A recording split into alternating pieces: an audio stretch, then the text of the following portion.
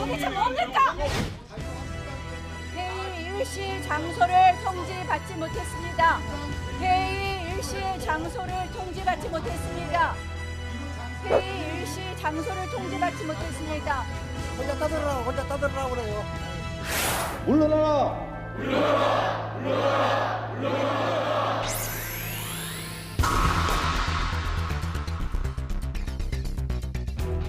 바른미래당 현직 원외위원장 전체 81명 중 49명은 현 지도부의 조건 없는 총사퇴를 강력히 촉구한다. 현 지도부 불신임이 가능한 숫자가 되었다는 것을 의미합니다. 김광현 원내대표께서 우리 오신환 의원하고 권은희 의원을 사개특위위원으로 다시 원위치로 돌려놓는 그 사보임 팩스 2장입니다.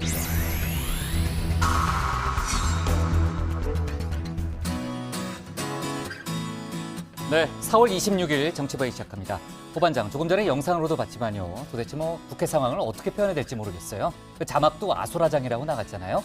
그 자세한 얘기는 자리에 들어가서 하겠지만 지금 이 시간 기준으로 판단해 봤을 때 바른미래당의 행보가 상당히 중요하잖아요. 긴급 의총이 예정돼 있다고요?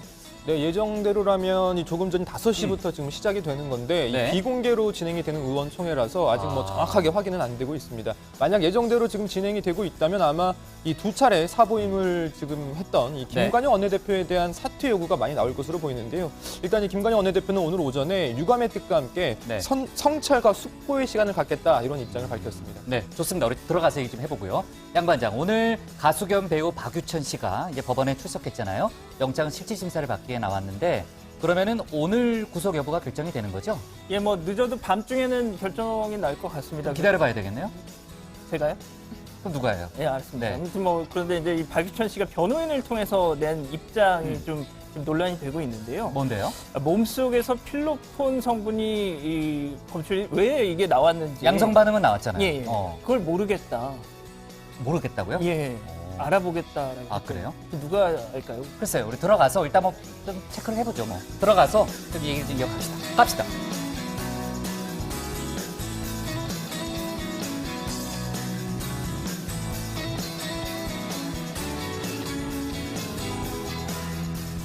네, 환장들 자리에 앉았으면 정치바이를 시작하죠. 여야 4당과 자유한국당은 선거제, 공수처법, 패스트트랙 지정 문제를 놓고 이 시간에도 대치를 이어가고 있습니다. 이틀째 1박 2일을 넘어서 이제 극한 대치를 이어가고 있고요. 어젯밤 국회에서는 고성과 멱살잡이 또 인간띠까지 등장을 했고 과거 이제 언론들이 동물국회라는 표현을 많이 썼는데 그 모습 그대로 이제 재현이 됐습니다. 7년 만이다, 9년 만이다, 많이 나오는데 이른바 6탄전이 오늘 새벽 4시나 돼서야 일단 끝났고요. 부상자가 속출했는데 자기의 상처난 부위를 SNS에 올리는 그런 의원들도 있었습니다. 자, 오늘은 아직까지는 격렬한 몸싸움이 일어나진 않았지만 조금 전에도 지금 이제 이재정 의원의 발을 이제 보고 계시고요. 자, 조금 전에도 이제 간단한 몸싸움이 있었습니다. 그러니까 그 패스트트랙 법안과는 전혀 상관없는 그런 법안을 이제 의안과에 이제 제출하려고 갔는데 이제 한국당 의원들이 지금 이 시간 이제 의안과 앞에 모습을 이제 보시고 계신데 그 조금 전에 이제 일반 법안을 갖고 이제 접수시키러 갔다가 이제 한국당 의원들하고 당직자들이 막는 바람에 이제 돌아서는 그런 일들이 좀 있었습니다. 하여간 국회에 지금도 팽팽한 긴장감이 감돌고 있고요. 민주당은 국회에서 폭력을 휘두르고 회의 진행을 방해했다는 이유로 조금 전에 영상이 잠깐 나왔었는데 나경원 한국당 원내대표를 포함해서 의원 18명을 오늘 서울중앙지법에 고발했습니다. 그 18명에는 민경욱, 장제원, 정진석, 강효상, 이은재, 곽상도 의원 등이 포함이 됐고요. 민주당은 동영상과 사진, 녹음 등을 다 확보했다 이렇게 밝혔습니다. 그러니까 일종의 현행범이라는 거죠. 하지만 한국당은 오늘도 모든 수단을 동원해서 온몸으로 막겠다라는 입장을 밝혔고 조금 전에도 이제 몸싸움이 일어난 걸로 봐서는 추가 충돌 가능성이 남아 있습니다. 자, 이런 가운데 고반장이 조금 전에 5시부터 이제 바른미래당 의총이 예정이 돼 있다고 그랬잖아요. 지금 비공개로 진행 중이기 때문에 정확하게 열리고 있는지 또 어떤 얘기가 오가는지는 바로 확인이 안 되고 있는데 하여간 바른정당 출신 유승민계 의원들의 요구에 따라서 열리는 긴급 의총이고요. 손학규 대표와 김관영 원내대표 등 당 지도부의 총사퇴가 우선적으로 주장될 걸로 보입니다. 자, 지금 이제 정확한 상황은 알 수 없더라도 이제 들려오는 소식, 속보, 고반장이 좀 챙겨가기 바라고요. 이미 당내 갈등이 심각한 상황이기 때문에 의원들 간의 충돌 가능성도 있습니다. 물론 김관영 원내대표가 오늘 오전에 사과의 문자를 보냈다고는 하지만 또 그건 그거고 또 오늘 이제 논의를 하다 보면 또 감정이 격화될 수도 있는 거잖아요. 자, 오늘 바른미래당의 의총 결과 패스트트랙 절차를 밟는데 상당히 큰 변수가 될 걸로 판단이 됩니다. 만약에 바른미래당에서 속도를 좀 늦추겠다 이런 결론이 나오면 지금 한창 달아오르고 있는 이제 패스트트랙 절차가 일종의 추가 동력을, 그러니까 추동력을 잃을 가능성이 남아 있습니다. 그러니까 바른미래당 의총 결과 저희 회의 중에 속보가 나올 걸로 판단이 되는데 저희가 챙겨가면서 회의를 진행하도록 하겠습니다. 자, 오늘 정치부 회의는요. 먼저 고반장 발제를 들어보면서 어제 오늘 긴박하게 돌아가고 있는 국회 상황, 또 어젯밤 국회에서 어떤 일이 있었는지 차근차근 짚어보고요. 김정은 북한 국무위원장의 러시아 방문 속보, 또 청와대발 뉴스를 이어서 다루겠습니다. 서울대병원으로 긴급 후송된 문희상 국회의장 관련 소식과 삼성 바이오로직스 수사 속보 등 법원 검찰 관련 속보도 알아보겠습니다. 그럼 먼저 고석승 반장의 발제부터 시작하겠습니다.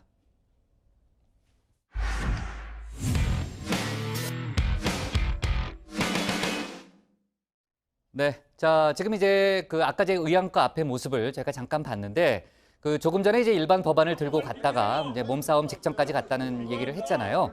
지금 이 시각 국회 의안과 앞 7층이죠, 저희가. 7층의 의안과 앞의 모습을 저희가 보고 있는데 민주당 쪽에서 지금 의안과 앞에 나타났고 이제 한국당 의원들 또 당직자들과 지금 신경전이 이철희 의원의 모습이 보이네요. 네, 지금 이제 몸싸움이 일어날 수도 있는 이제 일촉즉발의 상황으로 일단 판단은 됩니다. 이제 관련해서 조금 더 이제 긴박한 상황이 벌어지면요, 저희가 다시 현장을 연결해서 얘기를 해보겠습니다.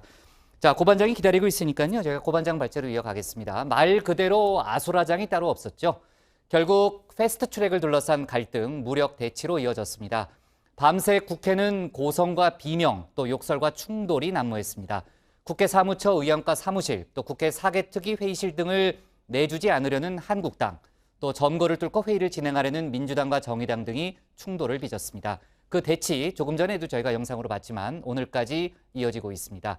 오늘 고반장 발제에서는 어제 오늘 국회 상황을 자세하게 전해드리겠습니다.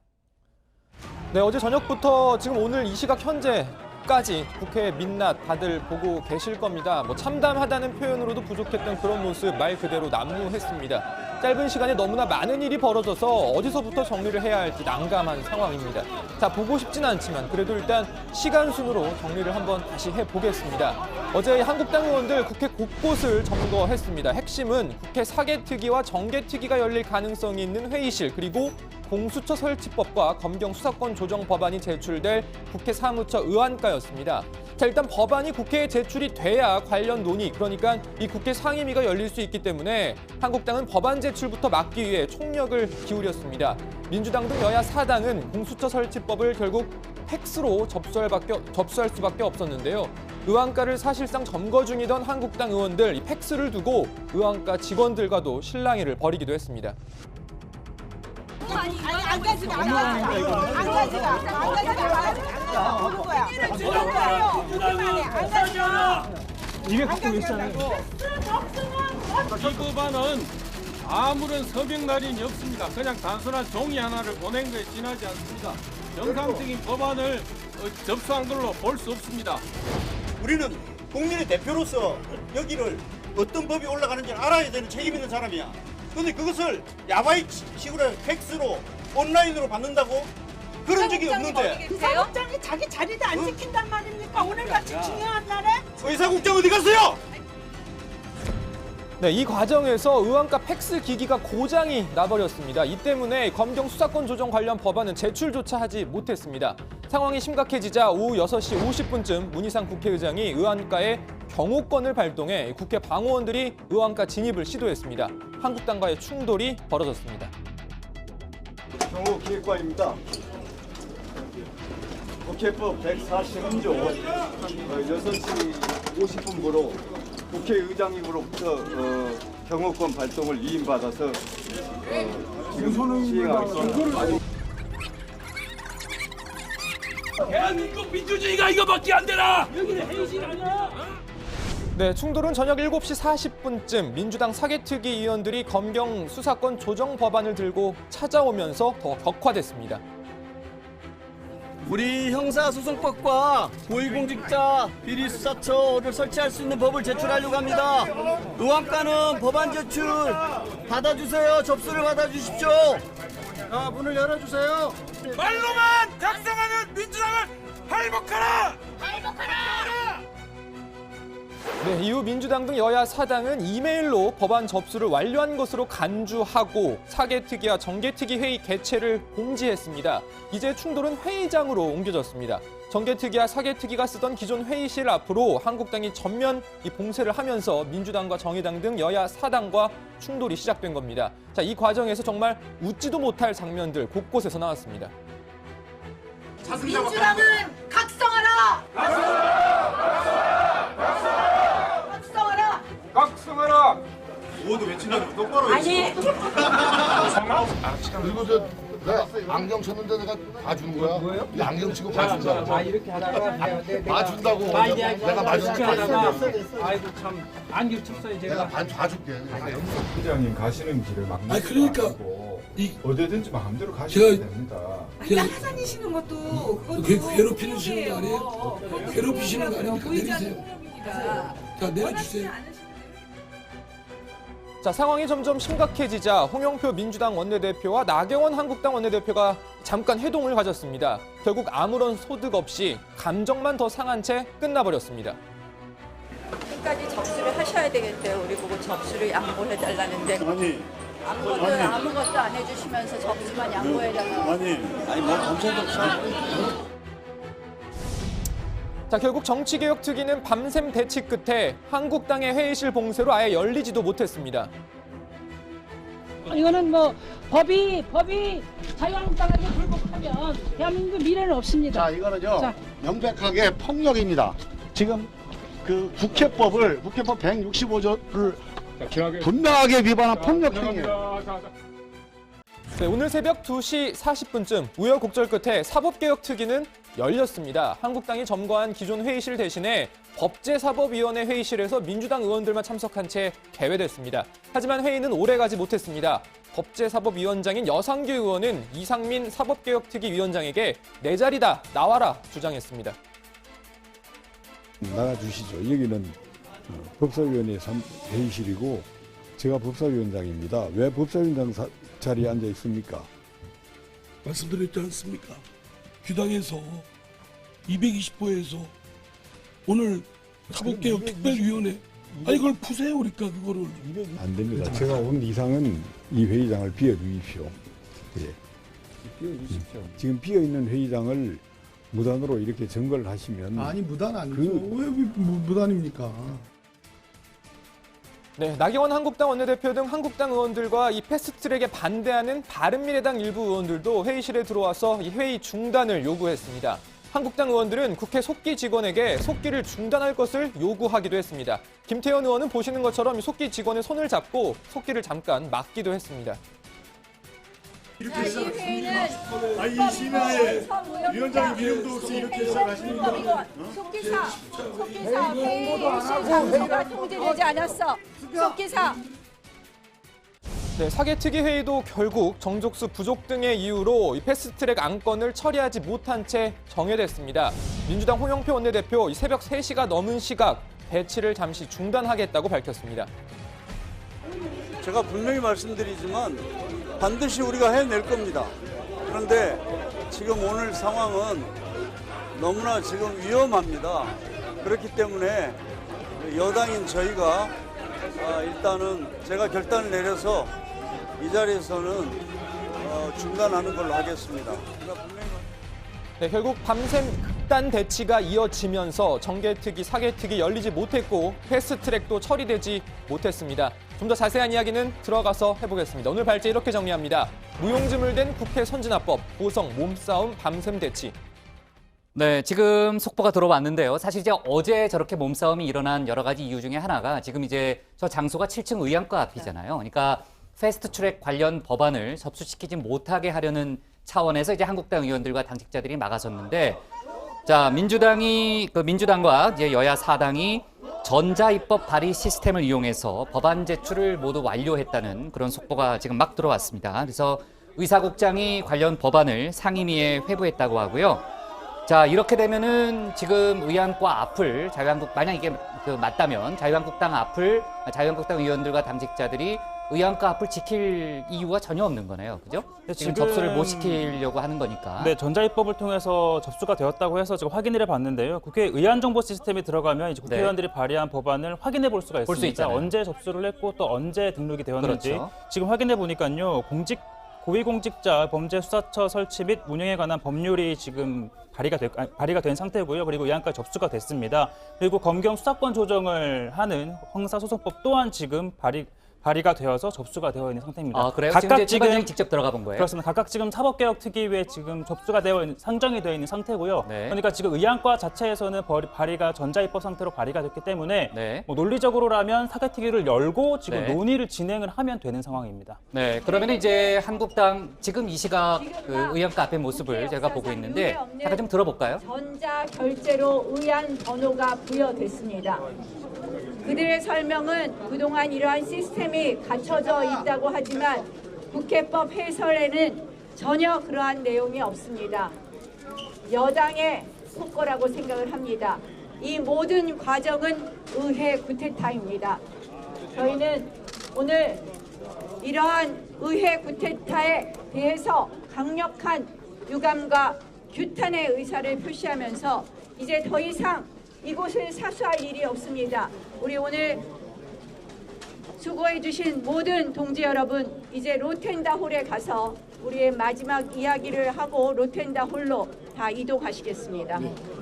제가 한 말씀만 드릴까요? 제가 네, 지금 저희가 이제 긴급한 속보를 전했고 지금 이제 신보람 의원이 이어서 이제 얘기를 하는데, 동지 여러분, 제가 추가적으로 좀 설명을 드릴게요. 그러니까 이제 국회 전자입법 시스템이라는 게 뭐냐면, 네. 그러니까 당장 그렇게 생각하실 겁니다. 아니 그럼 진작에 그렇게 해서 발의를 하지, 왜 접수를 하지, 왜 그걸 팩스로 하려고 하고 직접 찾아가서 이 의원가에 그걸 내려고 이 난리를 폈느냐라는 좀 궁금증이 있으실 텐데, 그러니까 전자입법 시스템이라는 건 뭐 쉽게 말해서 국회 차원에서만 쓰는 인트라넷 같은 거죠. 양반 잠깐만요. 정양석 의원 얘기도 잠깐 좀 들어볼 수 있을까요? 로텐다 올라 모여주시기 바랍니다.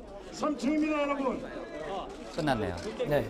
아마 로테안돌에서 다시 좀 모여서 어떤 일을 하자, 예. 그 얘기를 한 걸로 일단 판단이 되네요. 그렇습니다. 이어가죠. 다시 설명을 드리면, 제가 지금 뭐 좀 물어보니까 일단 이 전자입법 시스템을 통해서 이 접수는 가능하답니다. 아, 접수는 가능한데 네. 이 법안을 접수할 때는 그 법안에 동의를 한 의원들의 도장이 맞아요. 있어야 되지 않습니까? 네. 근데 이제 팩스나 직접 의원가로 찾아가서 그 법안을 낼 때는 그 도장이 찍힌 걸 내야 이제 정식으로 이게 그렇죠. 되는 것인데, 네. 이 전자입법 시스템을 통해서 낼 때는 일단 도장을 찍을 수는 없는 거지 않습니까? 그럼요. 예, 네. 전자결제이기 때문에. 네. 그러니까 일단 접수는 시켜놓고 나중에 그 도장을 추가로. 추가로. 예. 아. 그래서 일단 지금 물어보니까 네. 이게 뭐 명확한 규정이 있는 건 아닌데, 일단 이번에는 전자입법 시스템을 통한 접수는 받아줬다. 네, 그러니까 의사국장이 상정했다고 하니까 일단은 예. 의안과에서 그렇게 판단을 한 걸로 그렇죠. 보이고, 조금 전에 이제 나경원 원내대표가 이제 법적 효력에 대해서 물론 부정하는 발언을 하기는 했지만 강하게 주장은 하진 않았습니다. 뭐 그러니까 의회 폭거라고 얘기를 방금 했고요. 나경원 원내대표가 이제 이게 법적 효력이 없다라는 얘기는 바로 그 도장이 안 찍혀 그렇죠. 있는 거다. 이 의미인 네, 거죠. 그러면서도 더 이상 의안과 앞에 머물 필요가 없다라고 그렇죠. 한 거는 사실상 이제 네. 의안의 번호가 상정이 되었기 때문에 그럼요. 상임위 차원에서 논의를 할 수 있는 네. 요건이 됐다는 걸 또 의미하는 겁니다. 일단 의안과에서 유권 해석을 해서 일단 상정을 했기 때문에 더 이상의 좀 논쟁, 물론 정치적 논쟁은 가능하겠지만 법적 논쟁은 현재로서는 큰 의미가 없다고 판단을 한 것 같습니다. 그래서 일단은 국회 로텐도홀로 가서 이제 농성을 이어가겠다는 게 이제 나경원 원내대표의 발언이었죠. 자, 좋습니다. 저희가 이제 긴급하게 들어온 속보를 전했고요. 자, 어제 밤에 저렇게 이제 충돌이 된 게 이제 그러니까 공수처법 또 선거제법, 검경 수사권 조정안을 의안과에 접수시키려 하는 과정에서 많은 몸싸움이 빚어졌는데 조금 전에 이제 전자입법 시스템을 이용해서 법안 이제 발의가 완료가 됐고 그렇다면은 조금 전에 이제 최 반장이 얘기했던 대로 사개특위와 정개특위를 열어서 그 패스트트랙 절차를 밟으면 되는 이제 그런 상황이고 이제 어디서 그 회의가 열릴지는 지금 정확하게 알려져 있지 않지만 아마 자유한국당이 로텐더홀에서 그 전략을 아마 논의를 할 겁니다. 네. 자, 어제 얘기를 좀 짚어볼게요. 자, 어제 이제 경호권 발동 얘기를 했잖아요, 양 반장. 이제 문희상 의장이 경호권 발동을 했는데 이게 33년 만이죠? 그렇습니다. 일단 경호권이 뭔지부터 약간 좀 간략하게 설명을 드리겠습니다. 국회법 제143조에 보면요. 이 국회의장이 국회 질서를 유지하기 위해서 행사할 수 있는 권한입니다.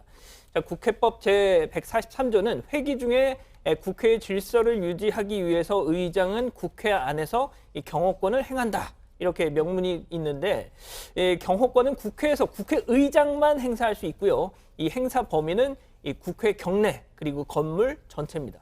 자, 경호권 발동 앞서 말씀하신 대로 지난 1986년 10월 16일 12대 국회 이후 33년에 이 발동이 된 겁니다.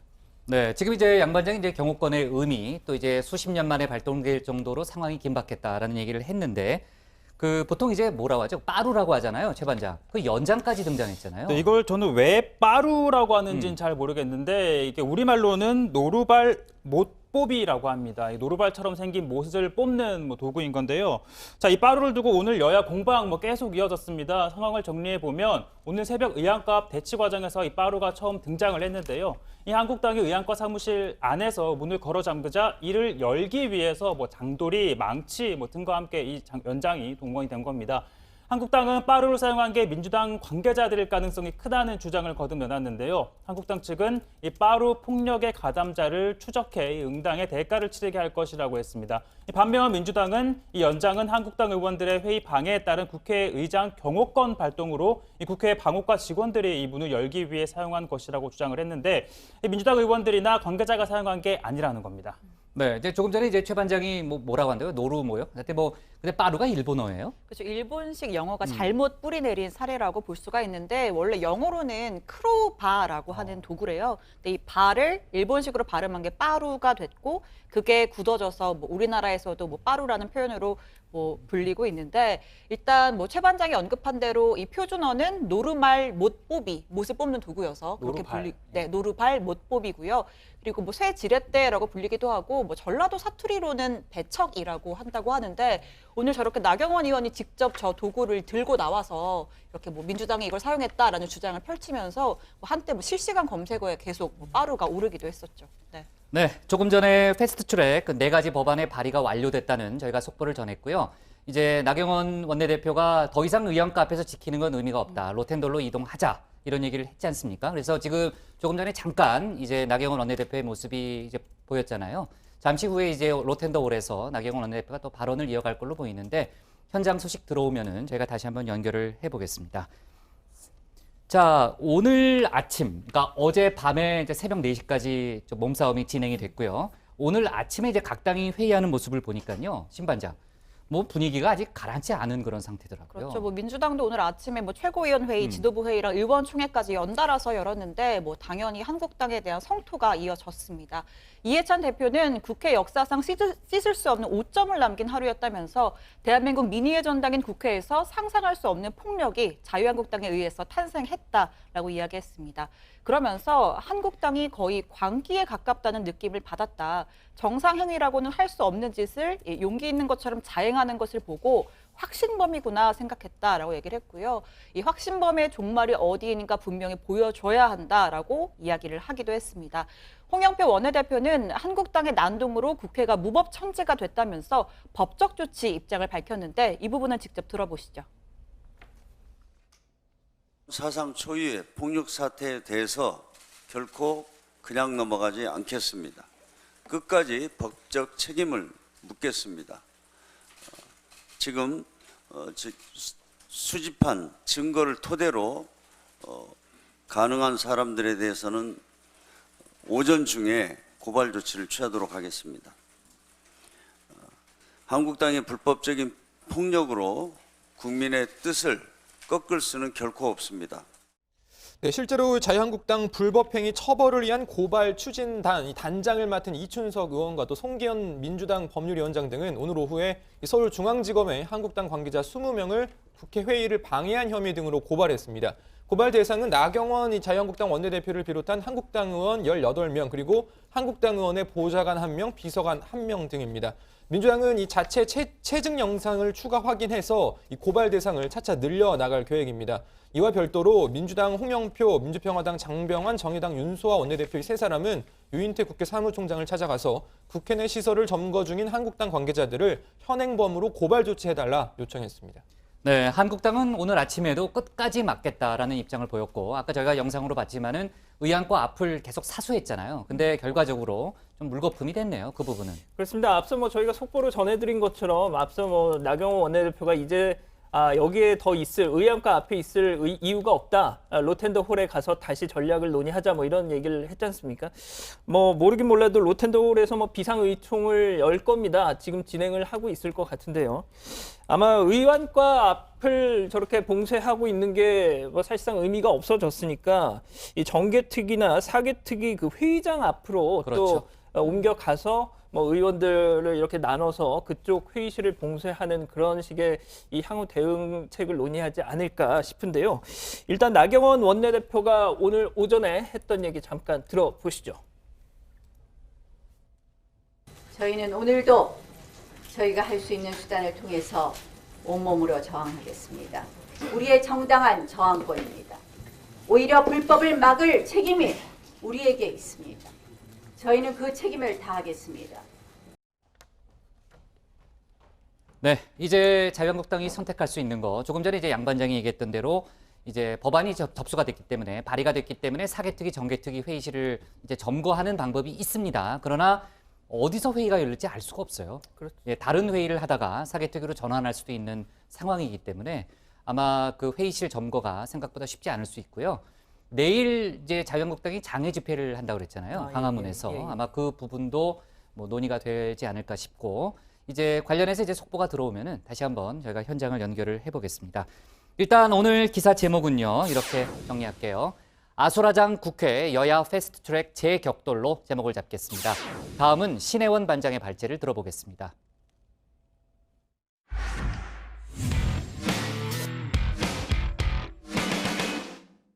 네, 다른 주제로 좀 이어가다가요. 국회 상황 다시 연결을 해보고요. 내일이면 4.27 남북 정상회담에서 판문점 선언이 채택된 지 꼭 1년입니다. 판문점 선언을 통해 평화 교류의 물꼬는 텄지만 아직 한반도 비핵화는 갈 길이 멀다는 지적도 나오고 있습니다.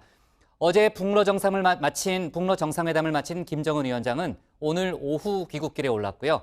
문재인 대통령은 강원도 고성 DMZ 지역에 조성된 평화 둘레길을 직접 찾았습니다. 오늘 신 반장 발제에서는 외교안보 소식과 청와대발 뉴스를 함께 살펴보겠습니다. 네, 내일은 4.27 남북 정상회담과 판문점 선언 1주년입니다. 역사에 길이 남을 장면이 쏟아진 하루였는데 저는 뭐니 해도 이 남북 정상이 처음 만나는 장면이 가장 인상적이었습니다.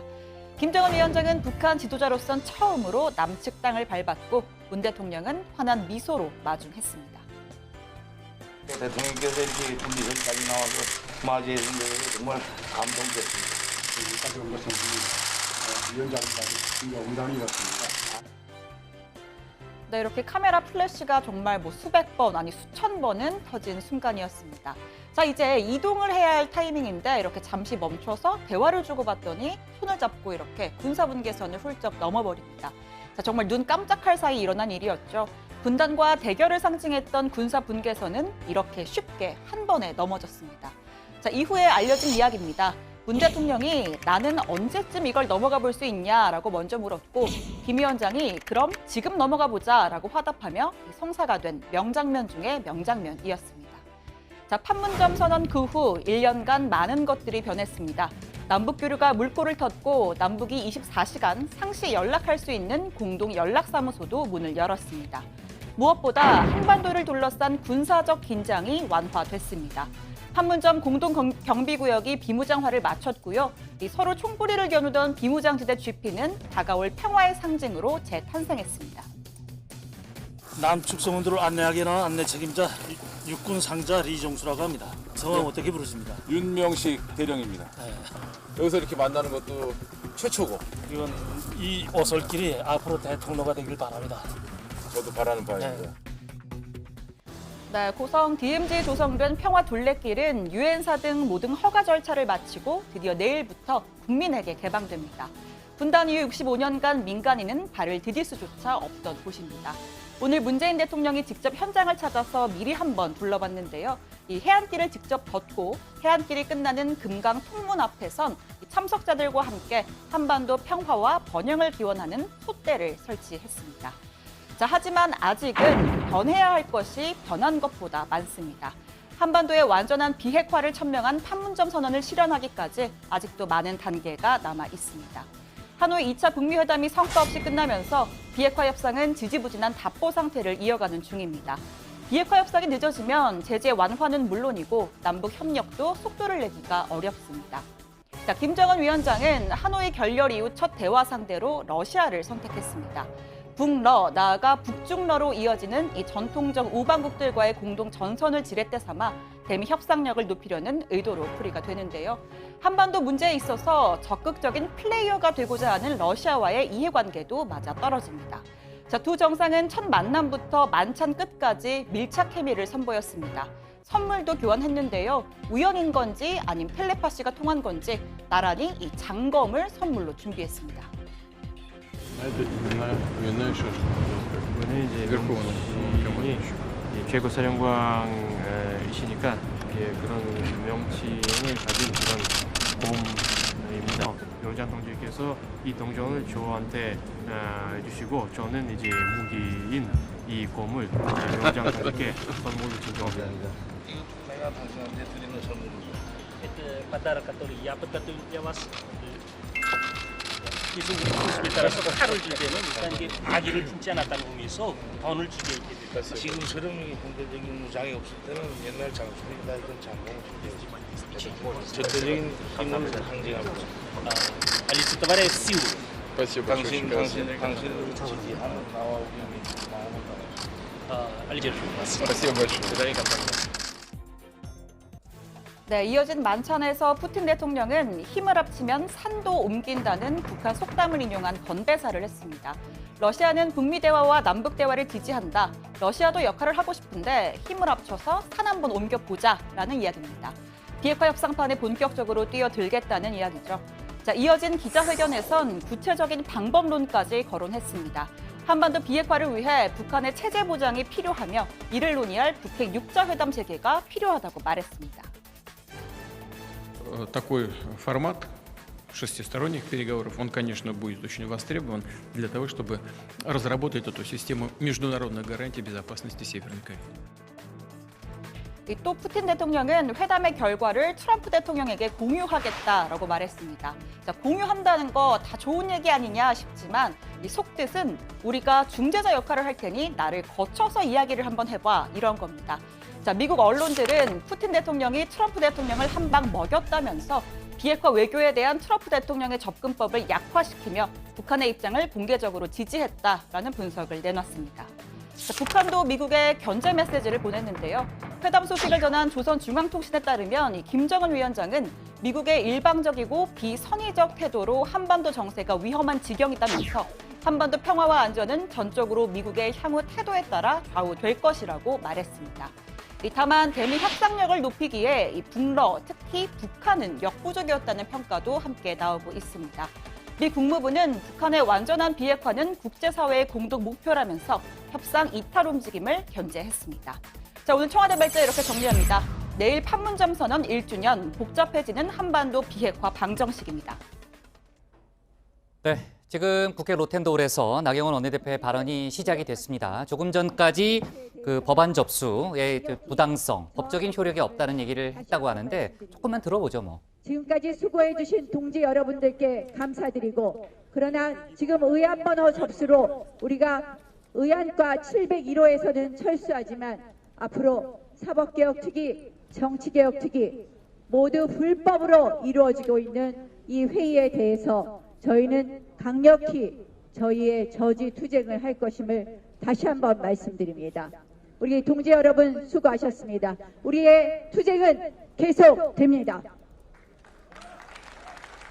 네, 나경원 원내대표의 발언이 지금 끝났고요. 저 로텐데홀에서 그동안 이제 한국당 의원들이 이틀째 철야 농성을 했잖아요. 여기서 이제 잠을 자는 모습도 저희가 봤는데, 자, 조금 전에 이제 아까 이제 701호라고 그랬죠. 701호 의원가에 이제 패스트트랙 법안이 이제 접수가 됐습니다. 일단 공식적으로 의사국장이 상정을 했기 때문에 일단 그 유권해석은 내려진 걸로 일단 판단이 되고요.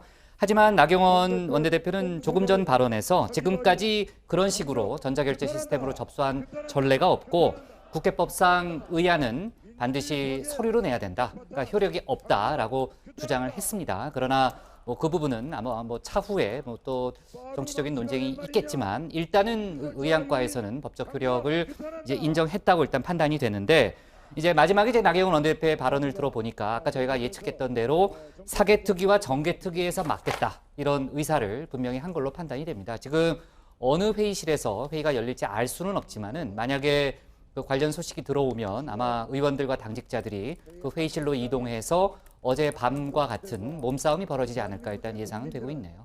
네, 좋습니다. 자, 외교안보 이슈로 이어가겠습니다. 지금 그 푸틴 대통령의 발언, 어제 이제 김정은 위원장과의 이제 회담이 끝난 이후에 한 얘기를 쭉 들어보면은 본인이 이제 한반도 비핵화 협상 논의에 참여하겠다는 뜻을 분명히 했고요. 이제 북미 간의 그 뭐 양측의 협상보다는 다자 협상이 필요하다라는 점을 이제 분명히 밝힌 그런 상황이고, 하여간 판이 좀 복잡해지고 있다 이런 생각도 듭니다. 지금 김정은 위원장은 귀국길에 오른 거죠? 네, 최반장. 김정은 위원장이 사흘간의 러시아 이 방로 일정을 마치고 귀국길에 올랐습니다. 우리 시각으로 오후 2시 30분쯤 블라디보스토크 기차역에 도착을 했고요. 오늘도 중절모에 검은 코트 차림을 했습니다. 역 주변의 행사를 위한 레드카펫이 깔렸고 또 러시아군 의장대의 분열 등 공식 환송 행사도 진행이 됐습니다. 푸틴 대통령과의 확대 회담에도 참석했던 알렉산드르 코슬로프 러시아 극동개발부 장관 등 러시아 인사들의 환송을 받으면서 이렇게 열차에 올랐고요. 이틀 전 방러 때의 경로를 되짚어서 이 핫산을 경유한 뒤 두만강 철교를 통해서 국경을 넘을 것으로 보입니다. 자, 오전에는 이 블라디보스토크 시내에 있는 러시아 태평양 함대 2차 대전 전몰 장병 추모 시설인 이 꺼지지 않는 불꽃을 찾아서 헌화를 했습니다. 이후 올렉 코주에미아코 연회주 주지사와 오찬을 함께 했는데, 이 장소는 그 부친 선친 김정일 국방위원장이 지난 2002년 이 방러 당시 찾았던 레스나야 자임카라는 곳이라고 하네요. 이 당초에는 러시아 태평양 함대 사령부와 루스키 섬의 이 거대 수족관 이런 걸 둘러볼 예정이었는데 모두 취소가 됐다고 합니다. 김정은 위원장 동선이 사전에 노출되면서 경호에 부담을 느낀 거 아니냐 이런 분석도 있고, 또 푸틴 대통령이 이미 아시다시피 베이징으로 지금 떠난 상황에서 혼자 남아서 거길 이렇게 돌아본다는 게 부적절하다 이렇게 판단했을 수도 있다는 겁니다. 네. 근데 신반장은 왜 혼자 이렇게 웃고 있어요? 네. 양반장 러시아어 발음이 너무 좋아가지고. 그 러시아어 발음 때문에. 네. 자, 어제 저희 그 회의 시간에 그 속보 영상이 하나 들어왔잖아요. 그러니까 아까 잠깐 이제 집중 발제에도 나왔지만 이제 푸틴 대통령과 김정은 위원장이 긴 장검을 보고 있는 장면이 나왔는데 저희가 그 의미를 알지는 못했어요. 어제 같은 경우에는 그냥 영상만 들어온 상황이라서. 자, 아무튼 그런 선물을 주고받았다는 이제 신반장의 설명이 있었고, 그 이후에 만찬에서 두 정상이 직접 건배사를 한 거죠, 고반장? 네, 그렇습니다. 두 정상은 지난해 70주년을 맞은 북러 수교를 다시 한번 기념하면서 양국 관계를 더욱 발전적으로 강화시켜 나가자는 덕담을 서로 주고받았습니다. 특히 푸틴 대통령은 한반도 핵 문제를 외교적으로 해결하는 게 유일하고 효율적인 방법이라면서 북미, 남북 대화를 지지하고 러시아도 적극적인 역할을 하겠다고 강조했습니다. 두 정상의 건배사 장면 잠깐 보시죠. Как гласит корейская мудрость, если соединить силы, то можно сдвинуть скалу. При активном участии международного сообщества всех заинтересованных государств мы обязательно достигнем цели обеспечения прочного мира, стабильности и процветания на Корейском полуострове. Предлагаю тост за дальнейшее укрепление дружбы и сотрудничества между Российской Федерацией и Корейской Народно-Демократической Республикой. За благополучие народов наших стран, за здоровье товарища председателя Ким Чен Ына и всех присутствующих. 나는 오늘 푸틴 대통령 각하와 조로 친선 관계 발전과 조선반도와 지역의 평화 안전 보장을 위한 문제들, 그리고 공동의 관심사로 되는 국제적 문제들에 대하여 허심탄회하고 의미 있는 대화를 나누었습니다. 이 자리에 참가한 모든 동지들과 그들의 건강을 위하여 잔을 들 것을 제기합니다. 네. 자, 어제 만찬 헤드테이블을 보면요. 북한의 비핵화 협상 라인이 재정비됐다는 생각을 확실히 할 수밖에 없는 그런 구조던데, 그러니까 이용호, 최선희 이 두 사람만 헤드테이블에 앉았잖아요. 네, 영상 다시 한번 좀 보여주실 수 있을까요? 네. 어제 만찬 헤드테이블 장면인데 이 푸틴 대통령과 러시아 인사를 사이에 두고 이용호 외무상이 오른쪽에 최선희 부상이 김정은 위원장 왼편에 자리를 한 모습입니다. 북러 확대 회담 때도 러시아 측에서는 총 9명이 배석을 했는데 북한에선 딱 이 두 사람, 이용호, 최선희 딱 두 사람만 배석을 했고요. 외무성 라인이 협상 전면에 배치가 된 겁니다. 특히 최선희 부상의 위상이 파격적으로 늘어난 장면이 하나가 더 있었습니다. 아, 그래요? 뭔데요? 네. 지금 또 이어서 좀 보여주시면, 네, 이 김정은 위원장이 오늘 아침에 이 러시아 태평양 함대 전몰 장면 추모 시설을 찾는 장면인데 이 뒤에 지금 앞에서 지금 이용호 외무상이 내리고 있고요. 조금 전에 김정은 위원장이 내리는 장면을 다시 한번 보면 이 최선희 부상이 옆자리에서 그러네요. 네, 내립니다. 그러네요. 그러니까 네. 김정은 위원장 옆자리에 최선희 부상이 앉은 거죠. 이용호 외무상도 직위는 더 높지만 앞자리에 앉았는데, 근데 사실 저는 이설주 여사 외에는 당 고위 간부 누구도 김정은 위원장 옆자리에 앉은 걸 본 적이 없었거든요. 그래서 최 부상의 위상이 대단한 걸 알 수 있는 대목입니다. 네, 이번 회담에는 김여정 부부장의 모습이 잘 보이지 않는다 이런 얘기도 좀 많이 나오고요. 지금 김영철 부위원장이 또 수행하지 않았잖아요. 이제 통전부장 자리도 내놨고요. 지금 김영철 부위원장이 담당했던 대미협상 총괄 역할을 조금 전에 신 반장이 영상도 보여줬지만은 최선희 부상에게 맡겼다. 이런 해석도 가능하겠네요. 저도 국장 옆에는 함부로 잘 못 앉는데 최선희 부상이 김정은 위원장 옆에 앉았다는 거면 아직까지 그 정도의 위상을 차지하고 있다라는 해석이 되거든요. 근데 무슨 얘기를 하는지 모르겠어요, 지금 최 반장이. 난 지금 최선희 부상의 좀 그런 역할을 말씀드리려고 한 건데 이 네. 통일전선부장직에는 민화협 등에서 민간 교류 업무를 주로 담당했던 장금철이 새로 임명이 되긴 했습니다. 하지만 지금 비핵화 협상 라인 자체를 통일전선부에서 아예 외무성으로 옮긴 상황으로 보이는데요. 최선희 부상은 과거 육자회담이 열리던 시절부터 김계관 부상의 통역을 맡아서 이 비핵화 문제를 다뤄왔고 지난 하노이 북미회담 결렬 후에는 김정은 위원장의 입장을 대변하는 기자회견도 연바 있습니다. 네, 문재인 대통령이 오늘 강원도 고성 지역을 찾았죠. 일단 판문점 선언 1주년, 내일이잖아요. 그러니까 하루 앞두고 민간에 개방되는 DMZ 평화 둘레길을 직접 방문하는 그런 일정이 있었고 또 얼마 전에 산불 피해를 본 이재민들도 만났다면서요. 그렇습니다. 문 대통령 오늘 전국 경제 투어 8번째 일정으로 강원도 접경 지역 방문했습니다. 강원도 고성 DMZ 박물관에서 열린 이 평화 경제 강원 비전 전략 보고에 참석을 했고요. 이 강원도를 한반도 평화를 떠올리면 생각나는 지역, 누구나 찾아오고 싶은 곳으로 만들겠다. 금강산 관광의 조속한 재개를 위해서 노력하겠다 강조했습니다. 또 이 고성 지피 철수 후에 조성된 평화 둘레길도 찾았는데 이 해안길이 끝나는 금강 통문 앞에서 이 참석자들과 함께 한반도 평화와 번영을 기원하는 솥대를 설치했습니다. 네, 또 오전에는 강원도 산불 이재민들을 위한 임시 숙소인 속초의 서울시 공무원 수련원을 찾았습니다. 피해 주민 66세대의 160여 명이 머무르고 있는 곳인데요. 문 대통령은 임시 거주시설의 어려운 점을 물어보면서 불편한 점은 바로 해결해 나가겠다 이렇게 말했습니다. 이어 또 이 고성군 토성면의 화재 피해 현장으로 자리를 옮겨서 복구 작업을 벌이는 자원봉사자와 공무원들을 격려했습니다. 맨 처음 불이 시작된 곳인 만큼 마을의 피해도 상당히 컸는데요. 이곳에서도 마을 주민들과 대화를 나누면서 위로를 전했습니다. 이렇게 대통령님께 눈물이 나네요. 집좀 빨리 지키고 최대한 빨리 지어드리겠는데 우리가 최대한 지원해서 길에 부탁드리고 힘들게 나왔어 누가 집 좀 빨리 해주세요. 네, 자 오늘 외교안보 얘기를 좀 해봤는데 마침 또 오늘 푸틴 러시아 대통령하고 시진핑 중국 국가주석이 만나고요. 우리 시간으로 내일 오전에는 미일 정상회담이 예정이 돼 있습니다. 여러 가지로 저희가 상황을 좀 지켜봐야 되는 그런 분위기고 오늘 청와대 발제 이렇게 제목을 잡겠습니다. 김 위원장 한반도 평화 미 태도의 좌우로 잡겠습니다. 다음은 양원보 반장의 발제를 들어보겠습니다.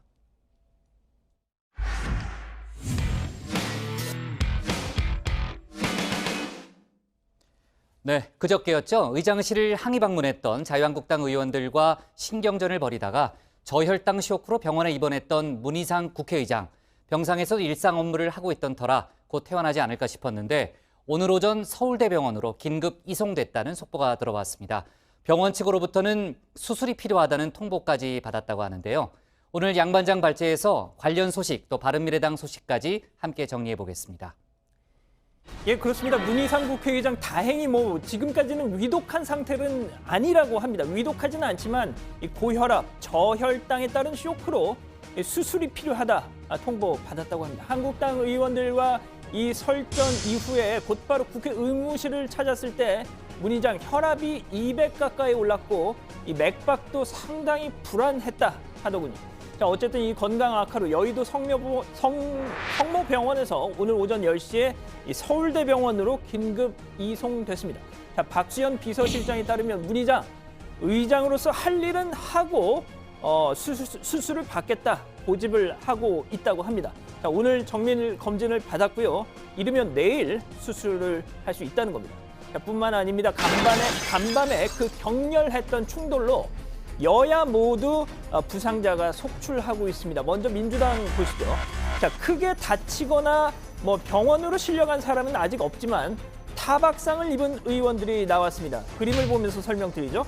자, 박주민 최고위원 저렇게 상처가 난 손을 들어 보이면서 손이 약간 찢어지는 부상을 당했다 했는가 하면 이재정 의원 역시 보시는 것처럼 군데군데 멍이 든 맨발 사진을 SNS에 올렸습니다. 자, 박찬대 의원 저렇게 땀 범벅이 된 채로 누런 봉투를 들어 보이고 있는데 저 봉투 공수처 고위공직자 범죄수사처법이라고 써 있습니다. 공수처법이 든 봉투를 들고 사진을 찍은 건데 자, 저 봉투를 배에 넣고 한국당 의원들이 짰던 그 스크럼을 뚫는 과정에서 저렇게 훼손이 됐다고 하더군요. 자, 한국당도 다르지 않습니다. 최소 5명 정도가 다친 걸로 지금 당에선 파악을 하고 있는데요. 보시죠. 자, 먼저 김승희 의원 오늘 새벽 2시쯤 저렇게 고통을 호소하면서 119 구급대에 곧바로 실려갔습니다. 갈비뼈가 부러지는 부상을 당했다고 하는군요. 자, 박덕흠 의원도 저렇게 실랑이 과정에서 바닥에 쓰러졌고 역시 119에 후송이 됐습니다. 병원에서 깁스를 하고 다시 돌아와서 농성에 참여하고 있습니다.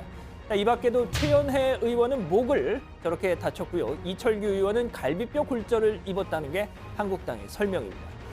자, 문희상 의장과 이 충돌 과정에서 이 성추행당했다 주장했던 한국당 이미자 의원 오늘 다시 농성 대열에 합류를 했습니다. 자, 임 의원도 정신적 충격을 호소하면서 병원에 다녀왔었죠. 자, 농성장에서 얼굴을 보여준 임 의원 표정 상당히 초췌한 것 같은데 문희상 의장에게 한마디 했습니다. 이렇게 말했죠. 제 얼굴로 향하던 의장님의 손은 결코 용서받지 못할 행동입니다. 끝으로 문희상 국회의장님 빠른 쾌유를 기원합니다. 빨리 떨치고 일어나오셔서 저한테 주었던 모욕감 그대로 맞짱 씁시다. 자, 문희상 의장 측에선 의도됐었다, 의도된 자해 공갈이다 이렇게 반박을 하고 있는데 자, 그런데 일각에선 문 의장보다 더 심했던 건 같은 당 이채익 의원이 아니냐라고도 하죠. 바로 임 의원을 거들겠다고 했던 바로 이 발언. 어떻게 보면 올드미스입니다. 못난 이미자 의원 같은 사람은 자, 이 발언에 대해서 이미자 의원 본인은 전혀 문제될 게 없다. 한껏 감싸더군요. 이렇게 말했죠. 저희들은 너무 잘 알고 계셨기 때문에 너무나 마음이 저려서 위로코자 선한 말씀으로 한 말들을 가지고 악의적인 보도와 아주 지독한 악성 댓글로 인해서 언론이 잘못했다는 말씀이시군요. 자, 이런 가운데 민주당 서른 의원이 일부 기자들과 만나서 난 이미자 의원이 남자인 줄 알았다라고 말해서 빈축을 사고 있습니다. 한국당 민경욱 대변인은 서른 의원의 즉각적인 사과 그리고 의원직 사퇴를 요구하고 나섰는데요. 자, 서른 의원 강한 이미지 때문에 남성인 줄 알았지만 같이 의정 활동이 해보니 좋은 사람이었다라는 말이 와전됐다 이렇게 해명을 했습니다. 어찌됐든 그런 말을 하긴 했던 모양이네요. 조금 주의가 필요해 보입니다. 자, 국회 상황만큼이나 지금 바른미래당 소식 전해드리죠. 긴박한 바른미래당 소식 전해드리죠. 붕괴 일보 직전입니다. 자, 손대면 톡하고 터질 것만 같습니다. 자, 조금 전 오후 5시부터 이 비상의원총회가 소집이 돼서 진행 중인데 그야말로 당의 운명을 갈라놓을지도 모를 그런 의원총회입니다. 아시다시피 지금 완전 둘로 쪼개졌습니다. 손학규 대표와 호남계 의원들 중심의 당권파 다른 한쪽엔 안철수, 유승민계 연합군 버티고 있죠. 특히 어제 오늘 기점으로 안철수계가 완전 돌아섰습니다. 지도부 퇴진 공식적으로 요구하고 나섰습니다. 자, 안철수계 당직자들 지금 줄줄이 사표 던지고 있습니다. 지금 의총에선 김관영 원내대표 불신임 요구 쏟아지고 있다는 소식인데 이 강대강 충돌 양상으로 번지는 바른미래당 의총 상황은 들어가서 더 전해드리죠. 자, 짧게 마지막 소식 전해드립니다. 필로폰 투약 혐의 받고 있는 가수 겸 배우 박유천 씨 오늘 영장 실질 심사 받기 위해서 법원 나왔습니다. 잠깐 그 장면 보시죠. 왜 양성받는 건가요? 마약 구매한 투약 다 하셨나요? 구매한 거 모두 상한 시스템에 생긴 일이라고 생각하시나요? 자, 밤중에 아마 구속 여부가 결정이 될 텐데 앞서 박 씨는 이 변호인을 통해서 필로폰 성분이 왜 체내에 들어갔는지 확인 중이다라고 했습니다. 자, 그걸 본인이 모르면 누가 할까요? 자, 흡사 술은 마셨지만 음주운전 안 했다는 말처럼 들리기도 하는데 누리꾼들은요.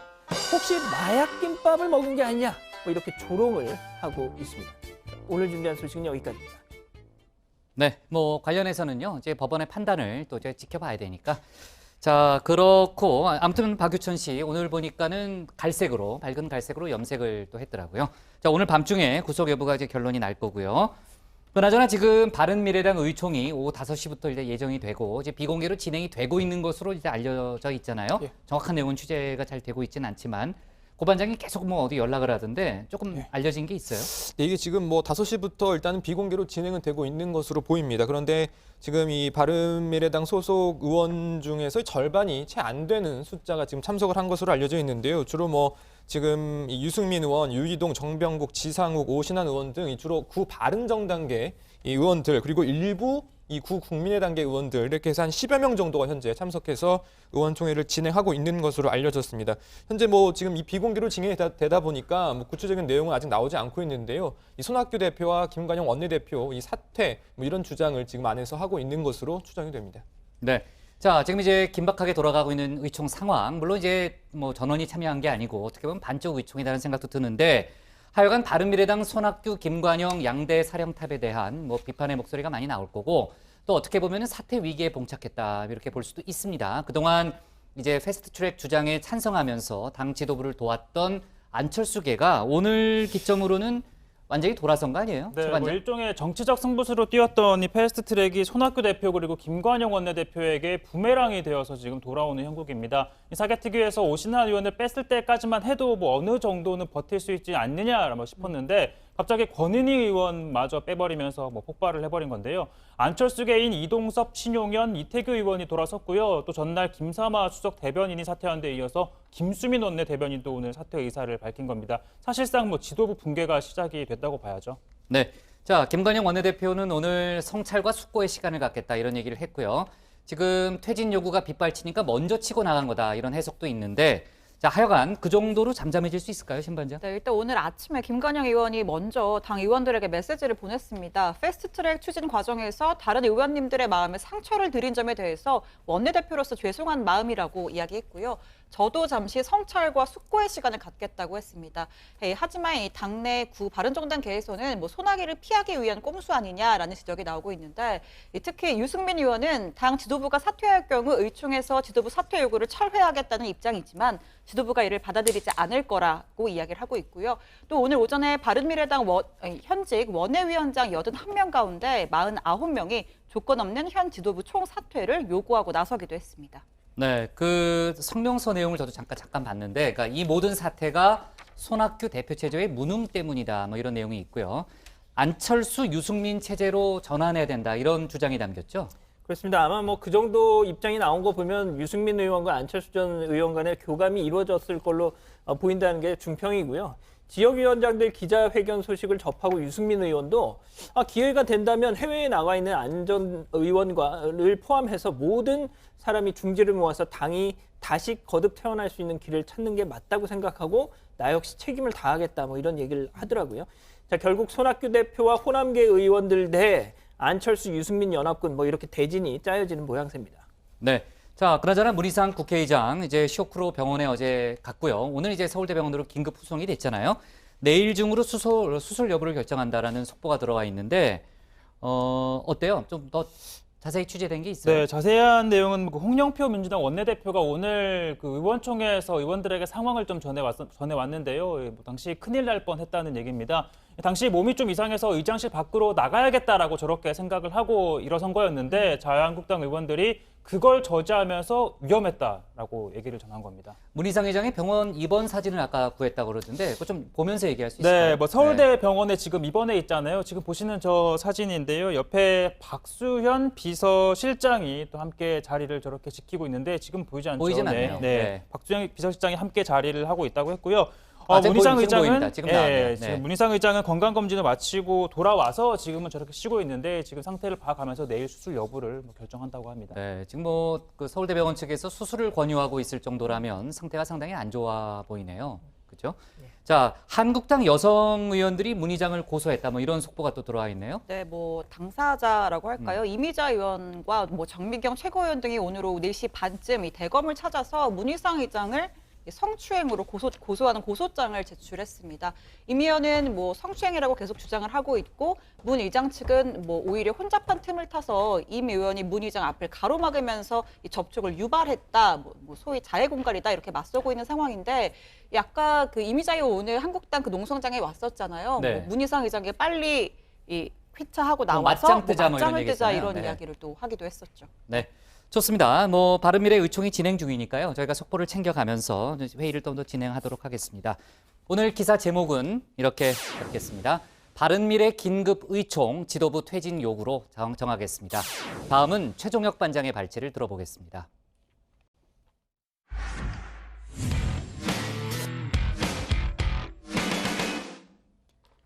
검찰이 박근혜 전 대통령이 신청한 형 집행정지를 허가하지 않았다는 소식을 어제 전해드렸는데요.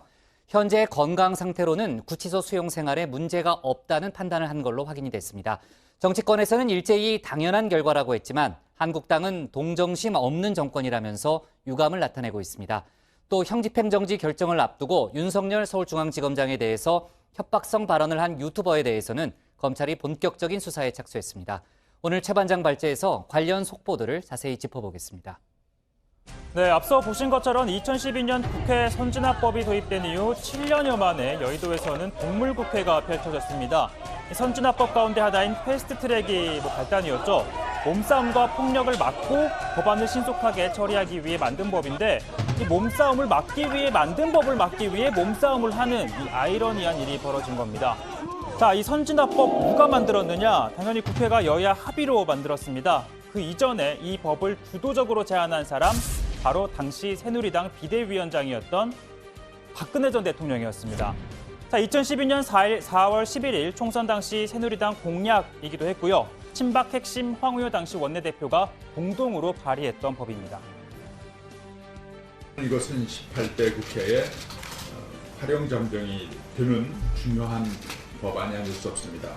바라건대 민주통합당은 더 늦기 전에 국회 선진화법 처리를 함께 해주실 것을 간곡히 요망드립니다. 그래서 몸싸움 방지법 있지 않습니까? 그 부분은 어떻게 처리하는 것 같다고 보십니까? 그 법의 취지는 의미가 있다고 생각하고 또 그 당에서도 동의를 한 법입니다. 즉 한국당은 자신들이 주도해서 만든 법안을 스스로 부정하고 있는 셈입니다. 자, 그리고 박근혜 정부에서 바뀐 또 다른 법이 하나 더 있는데요. 이대생 청부살인 사건의 주범으로 무기징역을 선고받았던 윤길자 씨. 이 구치소에서 복역 중인 줄 알았지만 당시 허위 진단서를 이용해 형 집행정지를 받고 병원에서 호화로운 생활을 한 사실이 드러났죠. 자, 이 사건을 계기로 그동안 검사가 직권으로 결정할 수 있었던 형 집행정지를 의사 등 전문가가 참여하는 심의위원회가 판단하도록 2015년도에 법이 개정됩니다. 자, 바로 그 심의위가 박근혜 전 대통령이 신청한 형 집행정지를 심사했고 받아들이지 않기로 결정을 했습니다. 현재 박 전 대통령의 상태가 수감 생활을 할 수 없을 만큼 심각하지 않다고 본 건데요. 자, 정치권에서 일제히 당연한 결과라는 반응이 나왔습니다. 자, 민주당은요, 사법정의와 국민정서에 부합하는 당연한 결과, 바른미래당은 법 앞에 만인이 평등하다는 것은 자명하다. 그리고 민주평화당, 앞으로도 특권적인 사법집행은 결코 없어야 한다. 정의당, 형 집행정지 신청 자체가 어불성설이라며 한 목소리를 냈습니다. 자, 그러나 한국당, 이 동정심이라고는 눈꼽만큼도 없는 정권이다. 이 석방을 기대한 국민들에게 실망을 안긴 결정이라고 유감을 표명했는데요. 줄곧 박근혜 탄핵 무효, 무죄, 또 석방을 주장해온 이들도 마찬가지입니다. 이것은 세계 정치사에 있을 수 없는 최악의 정치 보복이며 인권 탄압입니다. 문재인 좌파 독재 정권을 절대 용서하지 않겠습니다. 이날을 꼭 기억해 두겠습니다. 절대 잊지 않겠습니다. 자, 그리고 검찰이 박근혜 전 대통령의 형 집행정지 여부를 결정하기 하루 전이었죠. 지난 24일인데요. 박 전 대통령을 풀어주라며 한 유튜버가 윤석열 서울중앙지검장 집 앞까지 찾아가 이 험한 말로 협박 방송을 한 일이 있었습니다. 우리가 자살 특공대로서 너를 죽여버리겠다라는 걸 보여줘야 돼. 야, 윤석열아, 내가 날계란 2개 갖고 있어. 차량 넘버 다 알고 있어. 신호등에 딱 걸린다는 거 알고 있지? 나는 일부러 가서 차에 가서 부딪혀볼 거야. 그리고 누워버릴 거야. 자, 이와 관련해 박상기 법무부 장관은요. 법 집행기관을 상대로 한 협박과 폭력, 선동은 법치주의의 근간을 흔드는 중대한 범죄다. 자, 그리고 검찰을 향해 철저히 수사해서 엄단하라고 지시를 했습니다. 자, 이에 서울중앙지검 형사 3부가 수사에 착수를 했는데요. 자, 계란 투척 등 구체적인 범행을 모의한 만큼 이 관련 혐의를 적용할 것을 검토할 것으로 보입니다. 다만 실제 위협이라기보다는 돈을 벌기 위해 자극적인 행동을 했을 거란 분석도 나옵니다. 제가 윤석열이 보고 이걸 지금 이렇게 하는 이유가 윤석열이 보고 뒷문으로 나가라고 그런 겁니다. 뒷문으로. 예, 후원해 주신 분들 감사합니다. 일일이 호명 못 해드려서 죄송하고요. 자, 한편 김학의 전 차관 사건을 재수사하고 있는 검찰 수사단은 이 핵심 인물인 건설업자 윤중천 씨를 잇따라 소환해 조사하고 있는데요. 자신에 대해 불구속 수사를 하면 김 전 차관 관련 수사에 협조하겠다는 뜻을 밝혔다고 하죠. 자, 어제 검찰 출석 때도 사뭇 다른 태도를 보인 바 있습니다. 지난번에 진술 거부권 행사하셨는데 오늘 수사에 협조하실 예정이십니까? 예, 성실히 수사에 임할 것입니다. 또 김학의 전 차관 관련한 수사에도 협조하겠다고 하셨는데 이 부분에 대해서도 협조하실 겁니까? 최대한 이번 수사에 성실하게 잘 임할 것입니다. 자, 아니나 다를까 이른바 별장 동영상은 본인이 직접 촬영을 했고 동영상 속 남성도 김학의 전 차관이라고 진술했다고 합니다. 수사단이 최근 추가로 확보한 역삼동 오피스텔 동영상 역시 직접 촬영했고 남성은 김 전 차관이라고 말한 것으로 전해지고 있는데요. 수사단 관계자는 이 진술에 진척이 있었다라고 밝혔습니다. 자, 윤 씨가 이렇게 영상을 직접 촬영했다라고 시인한 만큼 성폭력 혐의가 입증이 되면 특수강간죄를 적용할 수도 있는데요. 수사단은 사건 시기 등을 고려해 공소시효가 남아있는지 등을 검토하고 있습니다. 자, 오늘 발제 이렇게 정리하겠습니다. 윤중천 동영상 남성 김학의 맞다. 수사 전환점 맞이하나입니다. 네, 자, 김 전 차관이 맞다. 동영상 속 남성이 김학의 전 차관이 맞다는 진술을 처음 한 걸로 일단 알려지고 있고요. 다만 성범죄 자체, 혐의 자체는 부인하고 있다면서요?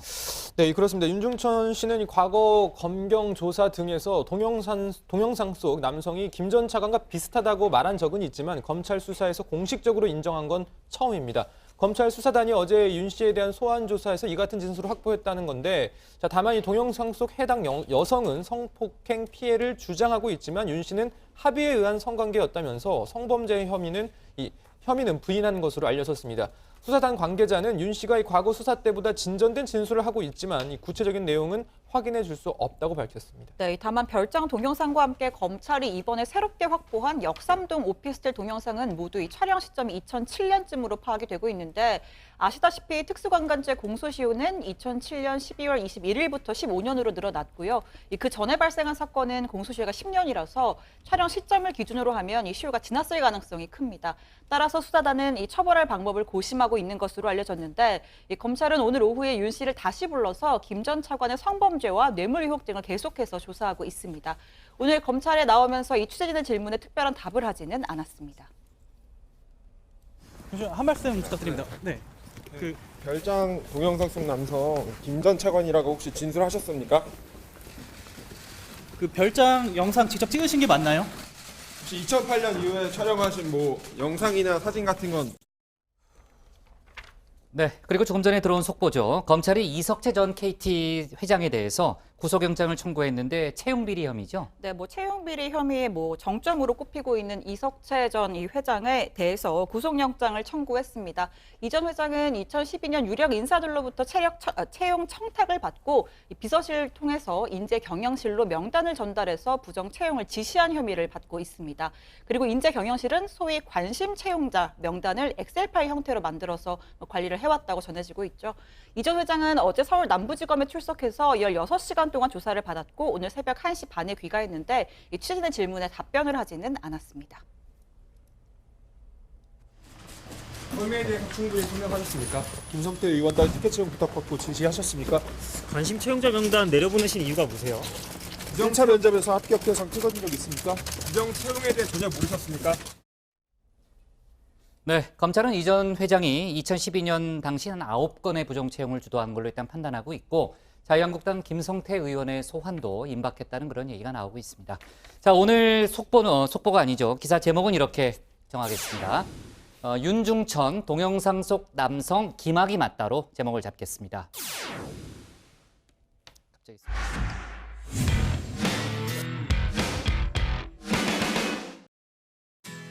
네, 금요일 복국장의 60초 리뷰 시작합니다. 자, 어제 오늘 국회 상황, 그야말로 막장 드라마를 방불케 했죠. 물론 이 시간도 국회 상황은 진행 중입니다. 정치부회의 이후의 상황은 8시 뉴스룸을 통해서 자세히 소개하겠고요. 내일은 자유한국당이 2차 장외 집회를 하겠다고 선언한 날입니다. 지금 분위기를 봤을 때 참석자들의 발언 수위 상당히 셀 걸로 일단 판단이 되고 있습니다. 자, 우리 시간으로 내일 오전 트럼프 미국 대통령과 아베 일본 총리가 백악관에서 정상회담을 갖습니다. 양국의 경제 협력 방안이 주로 논의될 걸로 보이는데 때가 때이니 만큼 북한 비핵화 이슈도 비중 있게 거론될 가능성이 높습니다. 자세한 내용 월요일 회의 때 소개하겠습니다. 말 나온 김에 다음 주 월요일에 어떤 일정이 있을지도 잠깐 알아보면요. 여순 사건 당시 반란군에 협조했다는 혐의를 받고 사형당한 민간인 희생자에 대한 재심 첫 재판이 열립니다.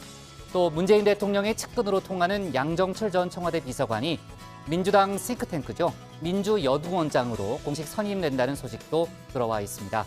삼성 바이오로직스의 회계 사기 관련 증거를 은폐한 혐의로 구속영장이 청구된 임직원들의 구속 여부 역시 월요일에 결정이 됩니다. 오늘 정치부회는 여기까지입니다. 주말 잘 보내시고요. 저희는 다음 주 월요일 오후 5시 10분에 다시 찾아뵙겠습니다. 네, 수고했습니다. 일주일 동안 수고 많았습니다. 밤에도 좀 상황 체크해야 되겠네요. 같이. 네.